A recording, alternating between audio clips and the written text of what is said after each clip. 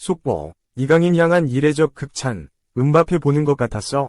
역대급 맹활약 이강인 향한 현지 매체 및 팬들의 난리난 반응 파장. 디귿디귿. 이강인, 23, 이 미친 왼발은 무한 경쟁 체제에 돌입한 소속팀 파리 생제르맹에서도 특출나게 돋보인다. 이강인은 24일, 한국 시간, 프랑스 파리 파르크 대 프랭스에서 열린 2024에서 2025 시즌 프랑스 리그 1 몽펠리에와 2라운드 맞대결에서 후반 37분 팀의 6에서 0 승리의 쐐기를 박는 골을 터뜨렸다. 이 연속 경기 득점이다.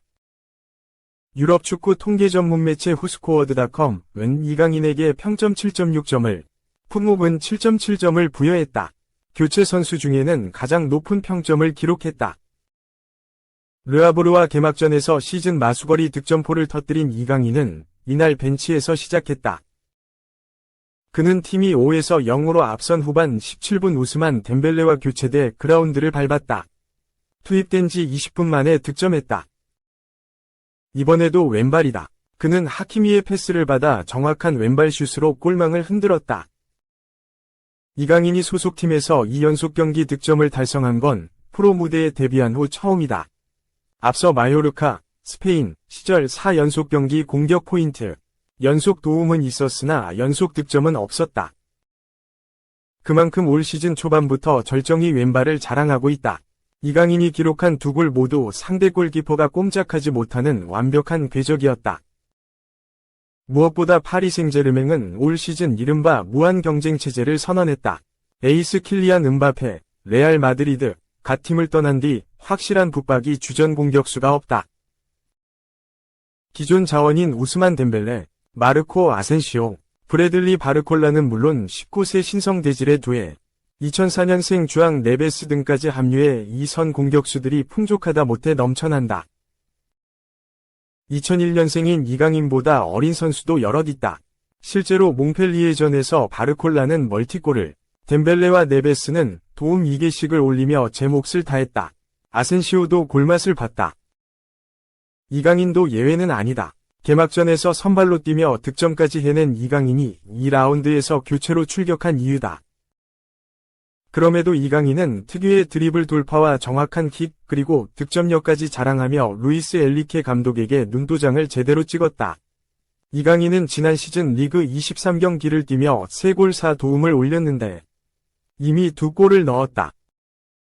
여전히 파리 생제르맹의 확고한 주전은 없다. 무한 경쟁 체제에 돌입한 이강인의 출발은 일단 좋다. 2. 소속팀 연속골. 최근 1년간 A매치 10골. 상식파괴 득점력의 이강인이 뉴 대표팀에 온다. 최근 국가대표팀의 주포로 떠오른 이강인이 소속팀 파리 생제르맹에서도 득점 감각을 극도로 끌어올린 상태에서 대표팀에 소집됐다. 그 어느 때보다 득점을 기대할 수 있을 정도로 양쪽 흐름이 다 좋다. 이강인은 뉴 홍명보호 1기에 이변 없이 선발됐다.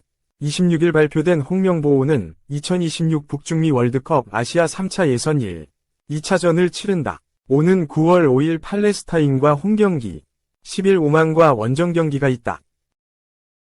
한국은 팔레스타인, 오만, 요르단, 이라크, 쿠웨이트와 2026 북중미 월드컵 아시아 3차 예선 B조에 편성됐다. 이강인을 비롯한 손흥민, 황희찬 등 대표팀 2선의 슈퍼스타 3인방이 모두 선발됐다. 여기에 비교적 뉴페이스인 엄지성, 양민혁과 대표팀 복귀를 노리는 이동경이 뽑혔다. 이강인은 최근 A매치에서 가장 폭발적인 득점원으로 꼽힌다. A매치 29경기 10골로 전문 스트라이커가 아닌 선수로서는 득점력이 눈에 띄는데 특히 국가대표 데뷔 후 4년 동안 A매치 골이 없다가 최근 1년 동안 모든 골을 몰아넣었다는 게 특징이다. 지난 1년간 10골은 엄청난 기록이다. 지난해 10월 티니지 상대로 2골을 몰아치면서 국가대표 데뷔골을 넣은 이강인은 이후 베트남, 싱가포르를 상대로 계속 득점을 올리며 전술이 부재했던 위르겐 클린스만 감독 시절의 희망으로 떠올랐다.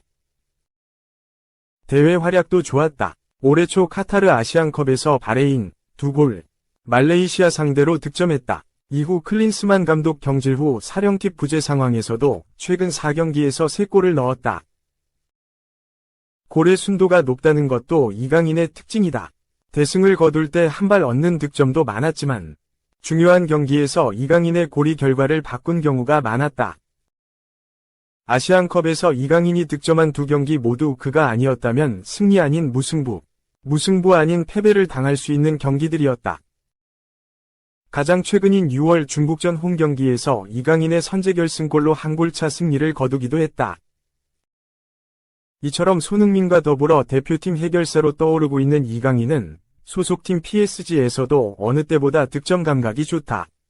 이강인은 프랑스 리그앙 전체 첫 골을 비롯해 개막 후 이 경기에서 두 골을 기록했다.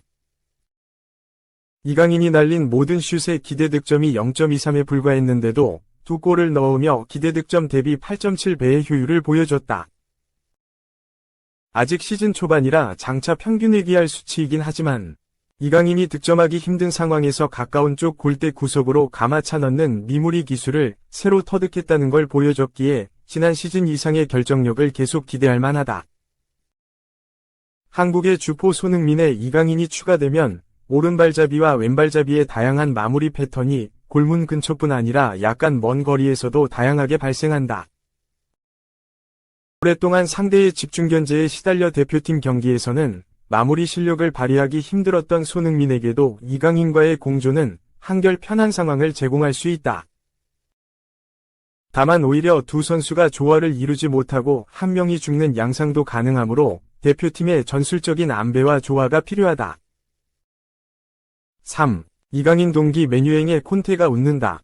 메뉴 떠나 나폴리 이적 임박. 마누엘 우가르테가 맨체스터 유나이티드에 합류한다는 소식은 안토니오 콘테 감독을 미소짓게 한다. 메뉴가 우가르테를 영입하면서 기존 미드필더 자원인 스콧 맥토미니의 이적이 가까워졌기 때문이다. 나폴리와 콘테 감독은 메뉴의 우가르테 영입으로 맥토미니를 데려와 중원을 보강할 수 있게 됐다. 글로벌 스포츠 매체 디 애슬레틱 소속이자 이적 시장 공신력 끝판왕으로 불리는 데이비드 온스테인은 27일 한국 시간 우가르테가 메뉴 이적을 앞두고 메디컬 테스트를 받기 위해 맨체스터로 떠난다는 소식을 전했다. 온스테인에 따르면 메뉴가 우가르테를 영입하기 위해 파리 생제르맹에 지불할 이적료는 5천만 유로, 약 743억 원, 고 1천만 유로, 약 148억 원, 위 옵션이 더 있다. 온스테인은 PSG가 6천만 유로, 약 892억 원을 일시불로 받길 원했지만 1천만 유로의 보너스는 우가르테의 퍼포먼스에 따라 지급될 예정이라고 설명했다. 지난 시즌 스포르팅 CP를 떠나 PSG에 합류한 우가르테는 루이스 엘리케 감독 아래에서 자리를 잡지 못했고 결국 한 시즌 만에 맨유로 이적하게 됐다. 엘리케 감독은 미드필더 자원들 중 우가르테보다 파비안 루이스와 비티냐, 워렌 자이르 에머리를 더 선호했다. 당초 우가르테는 젊은 선수들을 위주로 팀을 개편하려는 PSG의 플랜에 포함돼 이강인, 랑달콜로 무아니 등 다른 신입생들과 함께 PSG에 영입됐으나 다른 입단 동기들과 달리 PSG에 적응하지 못했다. 우가르테의 메뉴행과 함께 맥토미니의 나폴리 이적도 확정됐다. 연쇄 이동이 일어난 것이다. 온스테인은 메뉴의 우가르테 영입은 나폴리와 맥토미니의 이적 합의와 동시에 일어났다며 맥토미니의 이적료는 3천만 유로, 약 446억 원 규모라고 했다. 메뉴 성골 유스 출신인 맥토미니는 2017에서 18시즌 1군 데뷔에 성공. 이후 메뉴의 사령탑이 교체되는 와중에도 꾸준히 팀의 핵심 미드필더로 기용됐다. 준수한 피지컬과 높은 활동량을 앞세워 중원 싸움에 힘을 더하는 헌신적인 살림꾼 스타일인 맥토미니를 싫어할 지도자는 거의 없었다. 그러나 이번 시즌을 앞두고 분위기가 달라졌다. 지난 시즌까지만 해도 에릭 텐 하흐 감독 체제에서 중용되던 맥토미니의 이적설이 나오기 시작한 것이다. 텐 하흐 감독은 미드필더들에게 기술적인 능력을 요구하는데 맥토미니가 투박한 스타일의 미드필더이기 때문에 매각 대상에 오른 것으로 보인다.